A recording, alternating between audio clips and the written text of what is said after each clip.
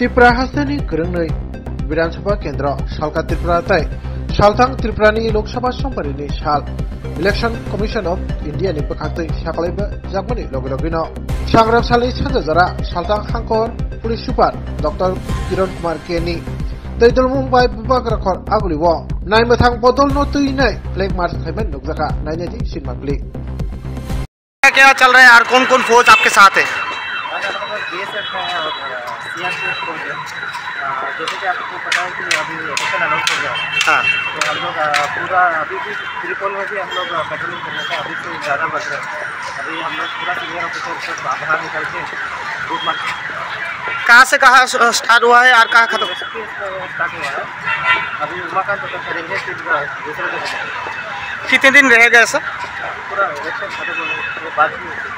कितना फौज आया है? अभी हमारे पास टोटल 60